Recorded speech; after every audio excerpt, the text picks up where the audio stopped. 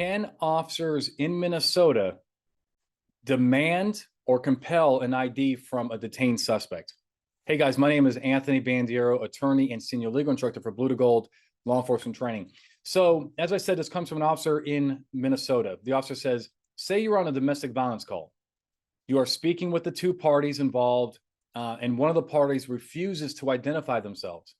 However, look, after you do your investigation, you determine that nobody's going to go to jail for domestic. Could we still compel an ID from these parties, just to make add them to our police report? Maybe, something changes and we do have to, file charges on some, we learn new information later. We want to know who the parties are so we can potentially submit charges and so forth. Look, here's the answer. Number one is that under the Fourth Amendment, it is not unconstitutional to demand an ID from somebody. That case is basically Nevada versus Hiibel, Hiibel. It's a U.S. Supreme Court case that talked about that. There's no, Fourth Amendment violation by, ordering a person to identify themselves during an investigative detention, but there is a twist. Nevada has a stop and identify statute. Nevada has a requirement that people detained for a law enforcement investigation have to identify themselves.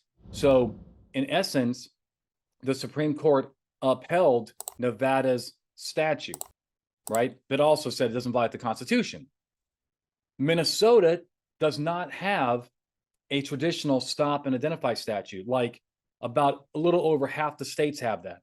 Not every state, and Minnesota is one of them. So I just don't see a way in that state, in Minnesota, to compel a person to identify themselves. You can kind of order them all you want, and I guess not violate the Fourth Amendment rights, but it has no teeth, because it would be a violation to arrest them for not identifying themselves when they are not being charged with a crime.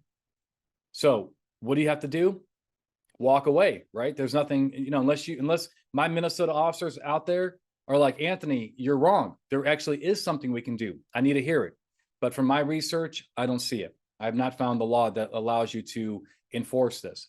So it is what it is. The fix would be for the Minnesota legislature to enact a stop and identify statute. And I have a feeling that is probably not going to happen. All right, in that state. Anyway, there's my answer. I hope it helps. Maybe there's other ways to identify the person. Their car is on scene, run the tag. Maybe the purported victim or the other party involved can give you information. But as far as getting it from them, the horse's mouth, I don't see it. All right, guys, I hope this video has helped you get it right every single time. If you like it, hit subscribe, like, comment. Thank you.